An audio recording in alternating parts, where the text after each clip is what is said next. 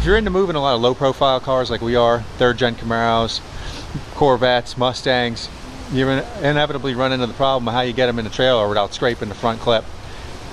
We picked up a set of these race ramps. They're a little bit pricey. I think well worth the price of admission though, in terms of just sheer ease of use. Throw them down, roll up on in, no stacking wood, no stacking blocks. You don't have to worry about you know, slipping off the ramp.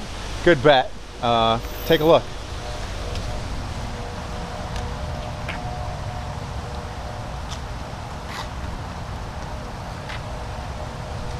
And they are seemingly indestructible. We've done all sorts of shit to them, even ran them over sideways, up and down, and yeah, they're great. I highly recommend them. And now we've got to get this thing in the trailer. Shouldn't be a problem.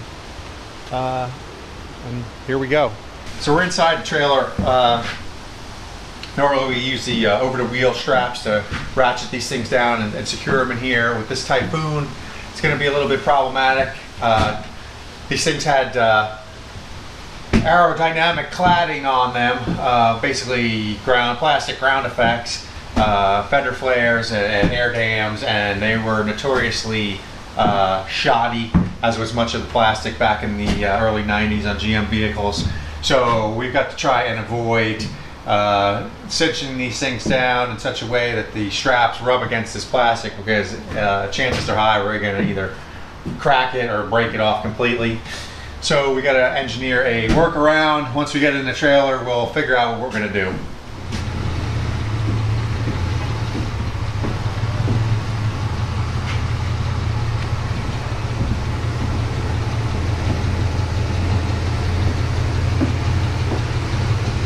One shot in.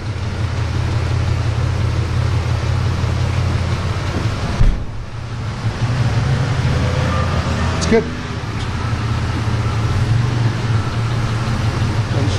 A little bit. But any closer this way, you won't be able to get out. Right. I think it's pretty good. That's the problem with these. If you don't have the escape door, you know, you got to. Gymnastics. You gotta keep yourself lean and mean to get in and out. So the right way to do this, to set up your hitch for the proper tongue weight, is to use a tongue weight scale like this one.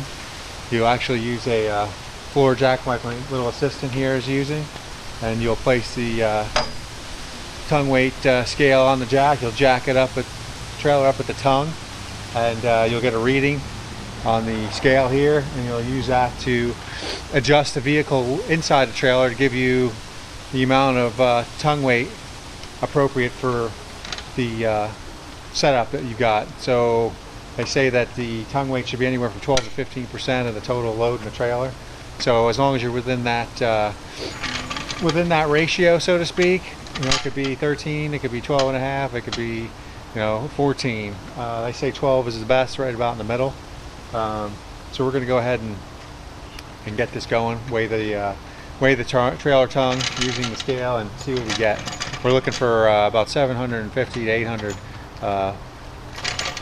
pounds tongue weight on this particular load, and then we'll go ahead and adjust the vehicle. Right now we got a reading of a little less than 700. So that means what? It's got to come forward?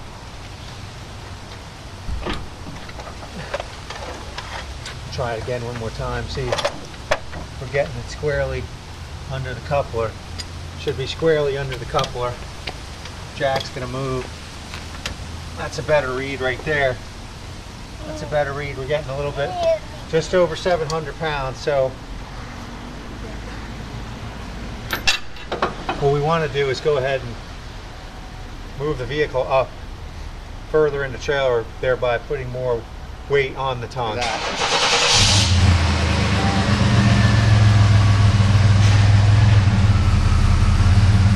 Oh, easy, easy. Barely roll. Come on, a little bit more. A little more, easy. Easy, right there, stop.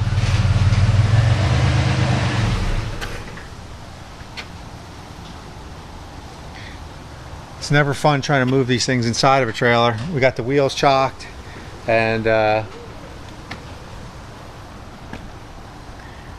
We're on the marks that we made inside the trailer for when we move our 69 vet, so we're going to see how this plays out here with the tongue weight. We may be right on the money, we may be a little too far forward, we may have to go back a little bit more. We're going to find out.